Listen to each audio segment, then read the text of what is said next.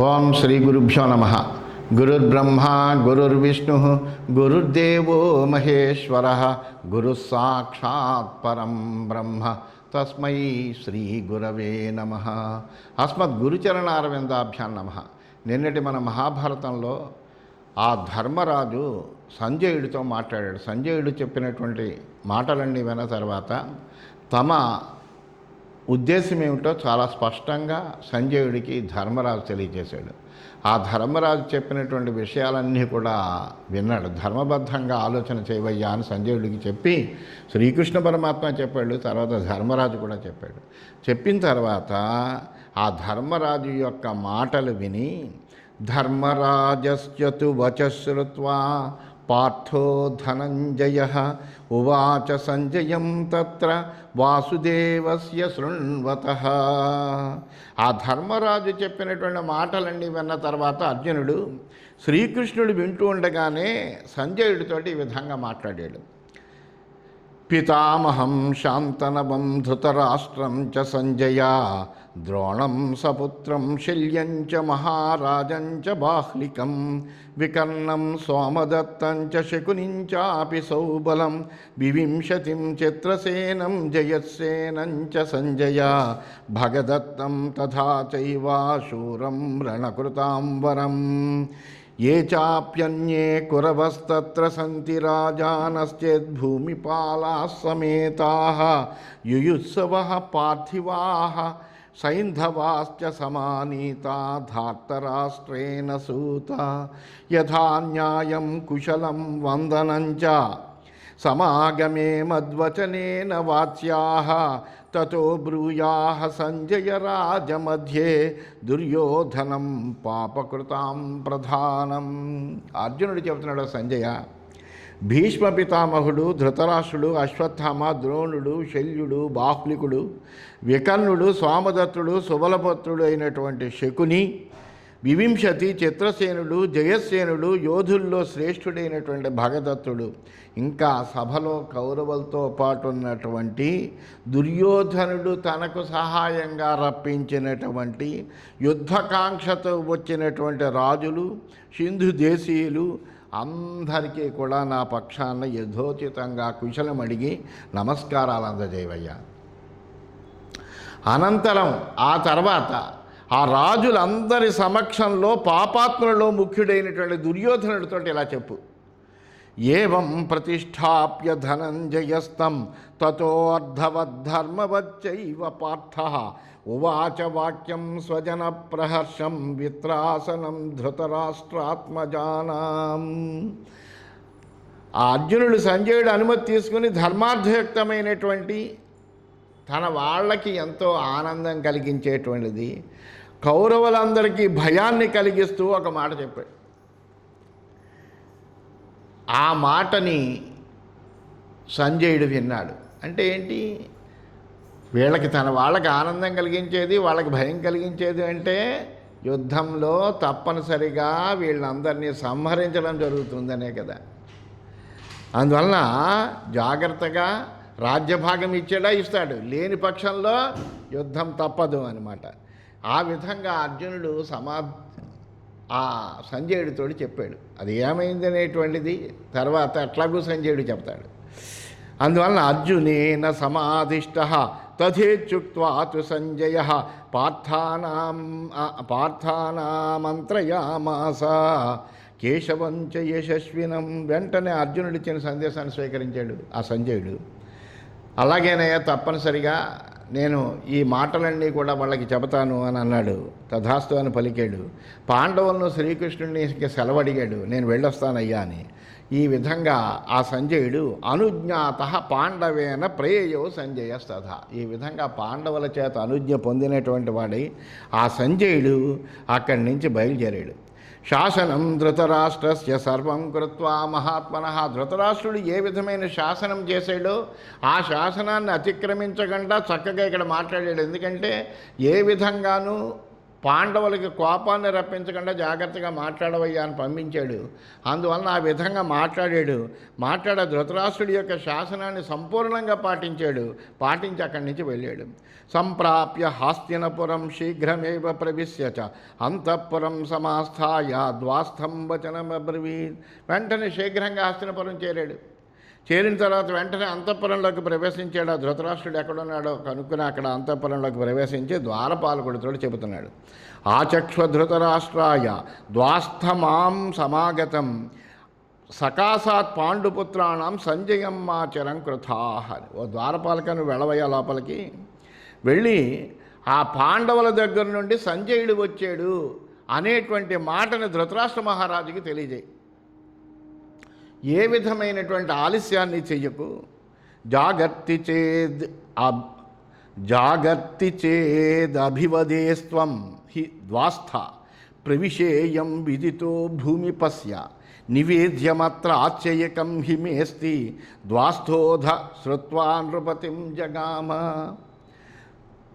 ద్వారపాలక, మహారాజు మెలకువగా ఉంటే, నిద్రపోతుంటే కనుకేమీ చెప్పకు.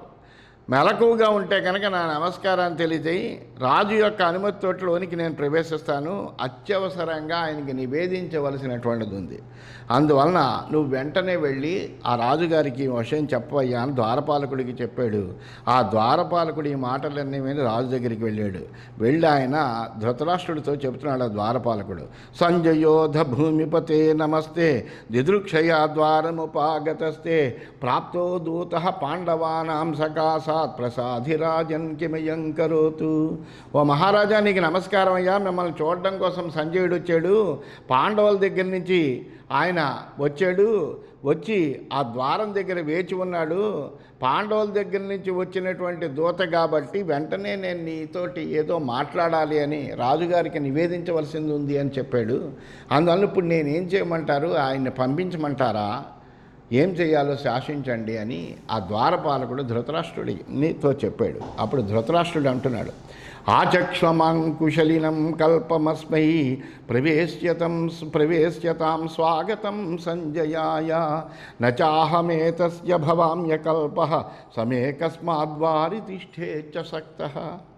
ఆ సంజయుడికి వెంటనే స్వాగతాన్ని చెప్పయ్యా, వెంటనే లోపలికి ప్రవేశింపచేయి, నా కుశలాన్ని కూడా తెలియజేయి. ఇప్పుడు నేను అతన్ని కలవడానికి సిద్ధంగా ఉన్నాను అని చెప్పి ప్రవేశపెట్టు. అసలు నన్ను కలవడానికి అతను అనుమతి అడగవలసిన పనే ఉందయ్యా. అతనికి ఎప్పుడు ఎక్కడ అడ్డేం లేదు. అతను వెంటనే నా దగ్గరికి రావచ్చు. ఎందుకు ద్వారం దగ్గరే వేచుకున్నాడు అన్నాడు.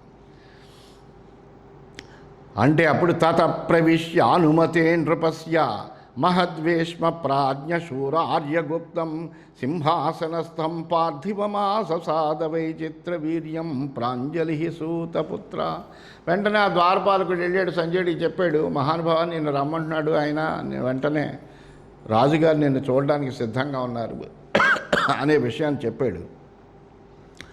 చెప్పేటప్పటికీ ఆ సంజయుడు ఆ రాజు యొక్క అనుమతి తీసుకుని లోపలికి వచ్చాడు.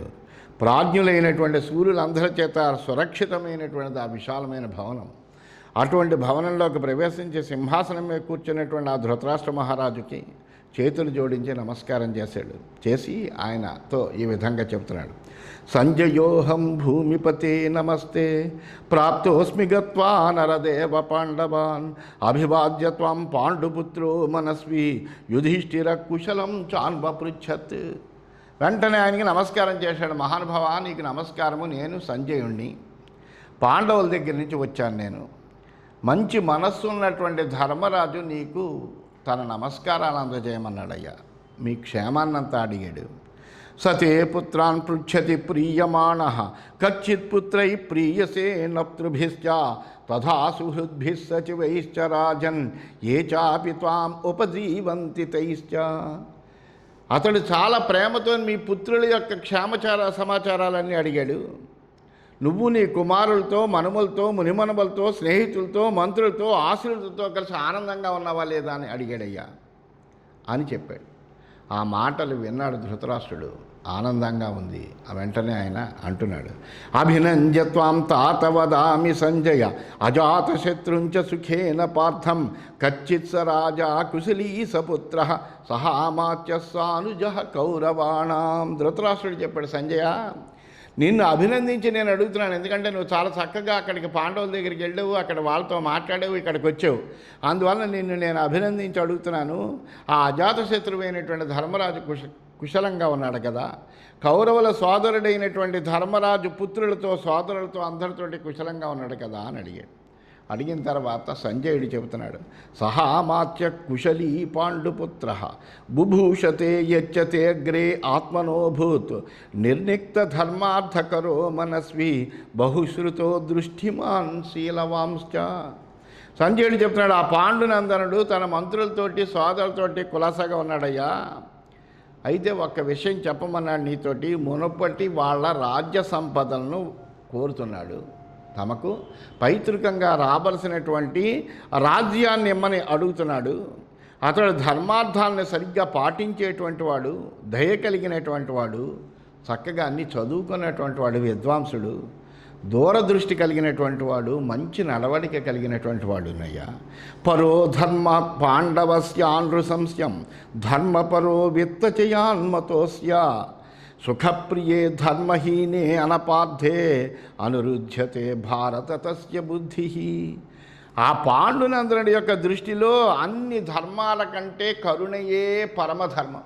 ఆయన ఎంతో దయ కలిగినటువంటి వాడు. అతను ధనార్జన కంటే ధర్మపాలన ముఖ్యమని నమ్మేటువంటి వాడు ధర్మరాజు. అతని బుద్ధి ధర్మహీనము వ్యర్థము అయినటువంటి సుఖాల పట్ల కానీ ప్రియముల పట్ల కానీ ప్రవర్తించదు. ఎప్పుడు కూడా ధర్మం పట్లే ప్రవర్తిస్తుంది తప్ప మిగిలినటువంటి ఇంద్రియ వ్యామోహాలతోటి ఉండేటువంటి వాడు కాదు. ఎల్లప్పుడూ కూడా ఎంతో ధర్మయుక్తంగా ఉండేటువంటి వాడు. పరప్రయుక్త పురుషో విచేష్టతే సూత్రప్రోతా దారుమయీ వయోష ఇమం దృష్ట్వా నియమం పాండవస్య మన్యే పరం కర్మ దైవం మనుష్యాత్. ఒక తాడుతో కట్టబడినటువంటి కొయ్య బొమ్మని ఇతరులు ఎలా ఆడిస్తే అది అలా ఆడుతుంది. ఎందుకంటే బొమ్మలాట ఆడించేటప్పుడు ఏం చేస్తాడు, వెనకాల దానికి తాళ్ళు కట్టి వెనకాల ఒక సూత్రధారుడు ఉంటాడు, వాడు ఎలా ఆడిస్తే ఈ బొమ్మలు అలా ఆడతాయి. అలాగే మనిషి కూడా ఆ పరమాత్మ చేత ప్రేరేపింపబడి పనిచేస్తూ ఉంటాడయ్యా. ఆ పరమాత్ముడు ఈ కొయ్య బొమ్మల రూపంగా ఈ మనుషులతో అలా ఆడిస్తూ ఉంటాడు. యుధిష్ఠిరుడి కష్టం చూసిన తర్వాత నాకు అనిపించింది, మానవుడి యొక్క ప్రయత్నం కంటే దైవ సంకల్పం చాలా గొప్పదనిపించింది. ఎందుకంటే అంత ధర్మయుక్తంగా ఉండేటువంటి వాడు, సమస్త శాస్త్రాలు చదువుకునేటువంటి వాడు, నీతిమంతుడు, ఇతరుల సొమ్ముని ఏది ఆశించినటువంటి వాడు, ఇతరులకు ఉపకారం తప్ప అపకారం చేయనటువంటి వాడు. అటువంటి ధర్మరాజు ఇటువంటి కష్టాలు పడ్డం ఏంటయ్యా అంటే భగవంతుడు ఆడిస్తున్నటువంటి ఆటలో వీళ్ళందరూ కూడా పాత్రధారులే అని నాకు అనిపిస్తోంది. ఇమంచ దృష్ట్వా తవ కర్మదోషం పాపోదర్కం ఘోరమవర్ణ రూపం యావత్పరః కామయతేతి వేలం తావన్నరోయం లభతే ప్రశంసాం. అంతేకాదయ్యా, మిక్కిలి భయంకరమైనటువంటి వర్ణించడానికి కూడా శక్యం కానటువంటి పాపాన్ని కలిగించేటువంటి నీ కర్మదోషాన్ని చూసి, నువ్వు చేసినటువంటివి చాలా దోషాలే చేసావు కదా, ఒక్కసారి కూడా నువ్వు నీ కుమారుణ్ణి నువ్వు నిగ్రహించలేకపోయావు కదా, నీ కుమారుడు ఎటువంటి దుష్టమైనటువంటి పన్నాగము చేసి దాన్ని క్రియాత్మకంగా చేస్తున్నా దానికి అన్నిటికీ కూడా నువ్వు అనుమతి ఇచ్చావు కదా. అందువలన అది చాలా భయంకరమైంది, వర్ణించడానికి శక్యం కాదు. అసలు నువ్వు అనుభవించేటువంటి ఈ రాజ్యం అంతా ఎవడు తీసుకొచ్చాడు? పాండురాజు తీసుకొచ్చి ఇచ్చాడు నీకు. అటువంటి అలాంటి రాజ్యాన్ని నువ్వొక్కడమే అనుభవిస్తూ ఆ పాండుపుత్రుల్ని అరణ్యాల పాలు చేశారు. అందువలన వర్ణించడగానికి కూడా శక్యం కానటువంటి పాపాన్ని కలిగించేటువంటి నీ కర్మదోషాన్ని చూసి నాకు అనిపించింది, విధి ఎంతవరకు అయితే ఇష్టపడుతుందో, అంటే ఆ విధి భగవంతుడు అనేటువంటి నాటకంలో ఎంతవరకు ఇష్టపడుతుందో అంతవరకు మానవుడు ప్రశంసను పొందగలుగుతాడు అని కూడా నేను భావిస్తున్నాను. ఎందుకంటే నువ్వు తప్పు చేస్తున్నావని తెలుసు, చేసినప్పటికీ కూడా నిన్ను సేవించడానికి ఇష్టపడడం వల్ల ధర్మరాజు లోక ప్రశంసనంతని పొందుతాడు. ఎప్పటికీ ధర్మరాజు నిన్ను ద్వేషించట్లేదు. న్యాయలబ్ధమైనటువంటి ఇతరుల భాగాన్ని ఇవ్వనందుకు లోకాన్ని నిన్ను నిందిస్తుంది. ఎందుకంటే వాళ్ళకి ఇవ్వాల్సిన భాగం ఇవ్వలేదు కాబట్టి. అందువల్ల శీఘ్రంగా వాళ్ళ రాజ్య భాగాన్ని వాళ్ళకి ఇస్తే మంచిదయ్యా, అప్పుడు నీ కర్మదోషం కొంతైనా తగ్గుతుంది అనేటువంటి అర్థంతో అలా మాట్లాడాడు. అజాతశత్రుస్తు విహాయ పాపం జీర్ణాంత్వచం సర్పయివా సమర్థాం విరోచతే ఆహార్య వృత్తేన వీర యుధిష్ఠిరస్త్వయి పాపం విసృజ్య. సర్పం ఏం చేస్తుంది? చివికిపోయినటువంటి తన పాత చర్మాన్ని వదిలిపెడుతుంది, కుబుసాన్ని విడిచి ప్రకాశిస్తుంది. తన ఆ కుబుసాన్ని విడిచిన తర్వాత మంచి ప్రకాశమానంగా కూడా ఉంటుంది సర్పం. అలాగా ఆ అజాతశత్రువైనటువంటి యుధిష్ఠుడు ఏం చేస్తున్నాడంటే పాపాన్నంతా నీలో విడిచిపెట్టాడయ్యా, తాను సదాచారంతో ప్రకాశిస్తున్నాడు. ఎందుకంటే ధర్మయుక్తంగా ఉన్నాడు అని ఆ ధర్మరాజుని అన్నారు తప్ప నిన్నెవరూ అనలేరు కదా, ఎందుకంటే నువ్వు అధర్మానికి పాల్పడ్డావు కాబట్టి. అందువలన అల్లాగా నీ అందు తన పాపాన్నంతా నీ దగ్గరే వదిలిపెట్టి తాను మటుకు సదాచారంతో సద్ధర్మంతో చక్కగా ప్రకాశిస్తున్నాడయ్యా. హంతాత్మన కర్మ నిబోధరాజన్ ధర్మార్థయుక్తాద్ ఆర్యవృత్తాదపేతం ఉపక్రోశం చేహగతోసి రాజన్ భూయశ్చ పాపం ప్రసజేదముత్ర. ఓ మహారాజా, ధర్మార్థాలతో కూడి ఉండేటువంటి పెద్దవాళ్ళ నడవడికకు వ్యతిరేకంగా ఉండేటువంటివి మీరు చేసినటువంటి పనులు. పెద్దవాళ్ళు ఎలా ఉండాలి అని లోకమంతా భావిస్తుందో దానికి వ్యతిరేకంగా ఉంది మీ నడవడి. దాన్ని గురించి కొద్దిగా మీరు తెలుసుకోండి మహారాజా. దీనివలన ఏమవుతుంది? ఇహలోకంలో మీరు నిందల పాలవుతారు. ధృతరాష్ట్రుడు ఆ పుత్రుడి మీద వ్యామోహంతో అనేకములైనటువంటి దుష్కర్మలన్నీ కూడా చేశాడు అని ఒక నింద మీకు లోకంలో ప్రసిద్ధిగా ఉంటుంది.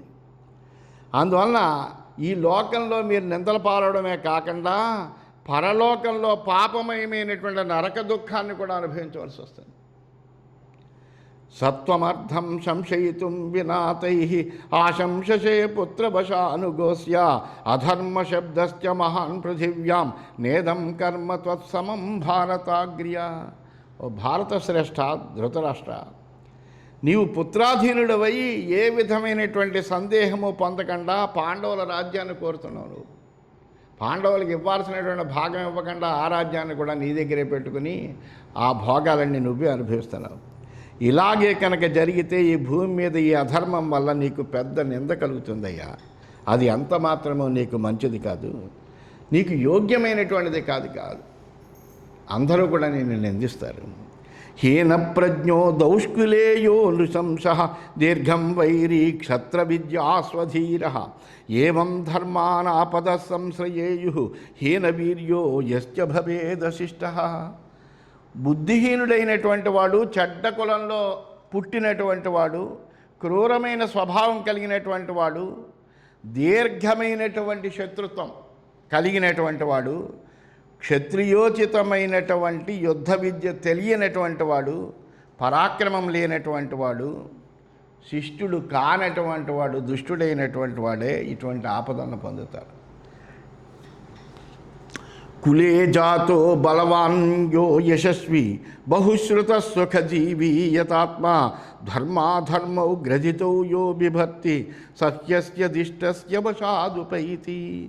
ఒక ఉన్నత వంశంలో పుట్టినటువంటి వాడు, బలవంతుడు, కీర్తి కలిగినటువంటి వాడు, అన్నీ తెలిసినటువంటి వాడు, సుఖంగా జీవించేటువంటి వాడు, మనస్సుని నిగ్రహించుకోగలిగినటువంటి వాడు, ధర్మాధర్మాలు బాగా తెలిసినటువంటి వాడు భాగ్యవశం వల్ల మంచి గుణగణాలను పొందుతాడయ్యా. కథం హిమంత్ర ఆగ్ర్యధరో మనీషి ధర్మార్థయోరప ఆపది సంప్రణేత ఏవం యుక్త సర్వమంత్రైరహీన ననోనుశంసం కర్మ కుర్యాదమూఢ. నీకేమన్నా పోనీ చెప్పేవాళ్ళు లేరంటే గొప్ప మంత్రులు ఉన్నారు నీకు. నీ బుద్ధి కూడా మంచి బుద్ధి కలిగినటువంటి వాడివే, బుద్ధి కుశలుడివే నువ్వు. ఆపత్కాలంలో ధర్మాధర్మాలు ఎలాగో తెలిసి ప్రవర్తించగలిగినటువంటి వాడు, అన్ని విధాల మంచి సలహాలు పొందేటువంటి వాడివే. అటువంటి సాధన సంపత్తి అంతా నీ దగ్గర ఉన్నది. అటువంటి సాధన సంపత్తి కలిగినటువంటి విద్యుడు ఇటువంటి క్రూరమైనటువంటి పని అసలు ఎలా చేయగలడయ్యా? చేయకూడదు. తవహ్యమీ మంత్రవిధస్సమేత్య సమాసతే కర్మసు నిత్యయుక్తా తేషామయం బలవన్నిశ్చయశ్చ కురుక్షయే నియమేనోదపాది. మంత్రాంగం తెలిసినటువంటి కర్ణాది మంత్రులందరూ ఒక చోట కలిసి చేయవలసినటువంటి పనులను నిర్ణయిస్తారు కదా. కౌరవుల నాశనానికి కారణమైనటువంటి పాండవులకు రాజ్యం ఇవ్వకూడదు అని ఒక దృఢమైన నిర్ణయం ఏమైనా తీసుకున్నారా ఈ కర్ణాది మంత్రులు?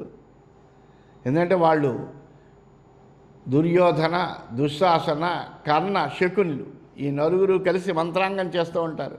అందువలన వాళ్ళు కౌరవుల నాశనానికి కారణమైనటువంటి విధంగా ఇలాంటి నిర్ణయం తీసుకున్నారా? పాండవులకు ఎట్టి పరిస్థితుల్లో రాజ్యం ఇవ్వకూడదు అని. అకాలికం కురవో నా భవిష్యన్ పాపేన చేత్ పాపమజాత శత్రు ఇచ్చేజ్జాతు త్వయి పాపం విసృజ్య నిందా చేయం తవ లోకే అభవిష్యత్. ఆ అజాతశత్రువైనటువంటి యుధిష్ఠిరుడు పాపాన్నంతా మీ నెత్తిమీ వేశాడు. పాపులను తొలగించేటువంటి పాప పనికే కనుక ఒడిగడితే ఈ కౌరవులందరూ కూడా అకాల మరణం పొందుతారు. అందులో ఏ విధమైన సందేహం లేదు. అప్పుడు లోకమంతా కూడా దీనికి అంతటికి కారణభూతుడు నువ్వేనని నిన్నే నిందిస్తుంది. ఎందుకంటే నువ్వు సింహాసనం మీద కూర్చున్నావు. నువ్వు అందులో ఉండేటువంటి ధర్మాధర్మాలు తెలుసుకుని నిగ్రహించవలసినటువంటి శక్తి నీ దగ్గర ఉంది, కానీ నువ్వు ఆ పని చేయట్లే. ఎందుకంటే ఇప్పటికే జోదాన్ని నివారింపలేకపోయేవనేటువంటి అపకీర్తి నీకే దక్కింది. కిమన్యత్ర విషయాదీశ్వరాణం యత్ర పార్థపరలోకం స్వదృష్టం అత్యక్రామత్ సతథా సమ్మతస్యాజ్ఞ సంశయో నాస్తి మనుష్యకారః. ఈ దేవతల యొక్క ఆధిపత్యంలో లేనిదే ఉంటుందయ్యా. అలాగే ప్రభువుల ఆధిపత్యంలో లేనిదే ఉంటుంది. వాళ్ళు ఏమనుకుంటే కనుక అది జరుగుతూనే ఉంటుంది. అంతేకాకుండా అర్జునుడు పరలోకానికి కూడా వెళ్ళగలిగాడు. అయినప్పటికీ అతడు కష్టాలు పడ్డాడు. అందువలన దైవ బలంతో సమానమైనటువంటి మానవుని పురుషకారం ఏమీ లేదు. దేవతలు ఎలా నిర్ణయిస్తే మానవుడు అట్లాగే నడవాల్సి వస్తుంది. అందులో ఏ విధమైన సందేహం లేదు. లేకపోతే ఆ పాండవులకి అసలు ఇటువంటి కష్టాలు రావాల్సినటువంటి పని, కేవలము పురుషకారమే గొప్పది అని భావన చేస్తే కనుక పాండవులు ఇటువంటి అవస్థ పడవలసిన ఆవశ్యకత లేదు. విధే బలీయమైనది అని నమ్మితే కనుక అప్పుడే పాండవుల కష్టాన్ని మనం చూడవలసి వచ్చింది. ఏతాన్ గుణాన్ కర్మకృతానవేక్ష్య భావాభావౌ వర్తమానావనిత్యౌ బలిర్హి రాజా అవిందమాన నాణ్యత్కాలాత్ కారణం తత్ర మేనే. శౌర్య విద్యాది గుణాలు ఎలా వస్తాయి? పూర్వం చేసుకునేటువంటి కర్మానుసారంగా వస్తాయి. పూర్వము ఎటువంటి కర్మలైతే చేసుకున్నామో ఆ కర్మలకు తగినటువంటి గుణాలు మనకి ఈ జన్మలో సంప్రాప్తిస్తూ ఉంటాయి. అలాగే ప్రాణులందరికీ ఇప్పుడు ఉండేటువంటి ఔన్నత్యము, అవమానము ఇవి రెండు కూడా అనిత్యమైనటువంటివే. ఒకప్పుడు ఔన్నత్యం ఉంటుంది, ఒకప్పుడు అవమానం ఉంటుంది. ఇవన్నీ మనం చెప్పలేము. ఇవన్నీ ఆలోచించే బలిచక్రవర్తి ఏం చేసుకున్నాడు? వీని ఆవల ఒడ్డు తెలుసుకోలేక కాలానికి మించినటువంటి వేరే కారణం లేదు అని నమ్మాడు. ఆయన గ్రహించాడు అది. చక్షుశ్రోత్రే నాసికా త్వక్చ జిహ్వా జ్ఞానస్యైతాన్యాయతనాని జంతో తాని ప్రేతాన్యవ తృష్ణాక్షయాంతే తాన్యవ్యధో దుఃఖహీన ప్రణుజ్యాత్. ఈ కన్ను, ముక్కు, చెవి, నాలుక, చర్మం ఈ జ్ఞాన ఇంద్రియాలకి ఆధారభూతాలైనటువంటి ఈ 5 ఎటువంటివి అంటే ప్రాణుల జ్ఞానాలకి స్థానాలు ఇవి. కోరిక నశించాక ఇవన్నీ కూడా ఆనందంగా ఉంటాయి. మానవుడు బాధలు దుఃఖాలు లేకుండా ఉండాలి అంటే కనుక, ఏ విధమైన బాధలు కానీ దుఃఖాలు కానీ మనిషికి లేకుండా ఉండాలి అంటే కనుక ఈ ఇంద్రియాలను వశంలో ఉంచుకోవాలి. ఈ ఇంద్రియాల వల్లనే దుఃఖాలు వస్తాయి, ఈ ఇంద్రియాల వల్లనే కోరికలు వస్తాయి. ఆ కోరికలు తీరకపోతే దుఃఖం వస్తుంది, కోరికలు తీరితే ఆనందం కలుగుతుంది. అందువల్ల ఈ బాధలు దుఃఖాలు లేకుండా ఉండాలంటే ఇంద్రియ నిగ్రహం ఉండాలి, వీటిని నిగ్రహించాలి. నత్వేవ మన్యే పురుషస్య కర్మ సంవర్తతే సుప్రయుక్తం యథావత్ మాతు పితుం కర్మణా పితుః కర్మణాభిప్రసూతః సంవర్ధతే విధివత్ భోజనేన. తల్లిదండ్రుల యొక్క ప్రయత్నం వల్ల కలిగినటువంటి పుత్రుడు ఏం చేస్తాడు? విధిపూర్వకంగా ఈ భోజనాదులతో వృద్ధి పొందుతాడు. అని కూర్చోబెట్టి కాస్త భోజనం అది పెడతారు కాబట్టి అన్నాదుల చేత, ఆహారం చేత వృద్ధిని పొందుతాడు. మానవుడు పురుషార్థాలను సరిగ్గా నిర్వహిస్తేనే అవి మంచి ఫలితాలను ఇస్తాయి. పురుషార్థాలను సమానంగా నిర్వహించకపోతే కనుక సరైన ఫలితాలు ఇవ్వవు. అందువల్ల ఈ ధర్మార్థ కామాల్ని జాగ్రత్తగా, అందుకని ముందర ధర్మం చెప్పారు. అంటే ఈ ధర్మంతో కూడిన అర్థం ఉండాలి, ధర్మంతో కూడినటువంటి కామం ఉండాలి. మోక్షం ఎలాగో తర్వాత వచ్చేటువంటి పురుషార్థం అది మనకేం కనిపించేది కాదు. అందువలన ఏంటంటే మనం ఈ 3 పురుషార్థాలనే ఇహలోకంలో అనుభవించేటువంటివి ఈ 3 పురుషార్థాలే, ధర్మార్థ కామాలు. అందువలన ధర్మాన్ని ముందర చెప్పారు. ఈ ధర్మముతో కూడినటువంటి అర్థం ఉండాలి, ధర్మముతో కూడినటువంటి కామం ఉండాలి. అలా ఉంటే కనుక సరైనటువంటి ఫలితాలని పొందగలుగుతాడు. కానీ నేను అలా భావించడం లేదయ్యా. అది కూడా దైవ ప్రేరణ అనుకుంటున్నాను నేను. దాంట్లో కూడా దైవమే ప్రధానమని నేను అనుకుంటున్నాను. ఆ భగవంతుడే అటువంటి బుద్ధిని కూడా మనకి ఇవ్వాలి. ధర్మంతో కూడినటువంటి అర్థము, ధర్మంతో కూడినటువంటి కామము మనకే కలిగేటట్టుగా భగవంతుడు అటువంటి బుద్ధిని ప్రసాదించాలి. అందువల్ల అందులో కూడా భగవంతుడే కారణమని నేను అనుకుంటున్నానయ్యా. ప్రియా ప్రియే సుఖ దుఃఖే చ రాజన్ నిందా ప్రశంసే చ భజంత ఏవ పరస్వేనం గర్హయతే పరాధే ప్రశంసతే సాధు వృత్తం తమేవా. ఓ రాజా, ఇష్టానిష్టాలు, అలాగే సుఖదుఖాలు, నిందా ప్రశంసలు ఇవన్నీ మానవుడు పొందుతూనే ఉంటాడు. ప్రతివాడికి సుఖం ఉంటుంది. ఇవన్నీ చక్రార పంక్తిర్వగచ్చతి భాగ్య పంక్తి అంటారు. ఇవేంటంటే ఒక చక్రం. అలా సుఖము, దుఃఖము, ఇష్టము, అనిష్టము, నింద, ప్రశంస ఇవన్నీ కూడా వరుసగా వస్తూనే ఉంటాయి. మానవుడు ఇవన్నీ కూడా పొందుతూనే ఉంటాడు. తప్పు చేసినటువంటి వాడిని లోకం ఎప్పుడు కూడా నిందిస్తుంది, మంచి చేస్తే వాడిని పొగుడుతుంది. అందువల్ల ప్రశంస ఎప్పుడు లభిస్తుంది? మనం మంచి చేస్తే. మనం తప్పు చేస్తే మనం నిందన పొందాలి. అందువల్ల ఇవన్నీ సమానంగా ఉండేటువంటివే కదా అంటూ ఆ ధృతరాష్ట్రుడికి చాలా తీవ్రమైనటువంటి మాటలతోటి ఆ సంజయుడు చెప్తున్నాడు. ఇంకా చాలా విషయాలు ముందు చెబుతాడు. అందువలన అవి రేపటి భాగంలో తెలుసుకుందామని తెలియజేస్తూ స్వస్తి.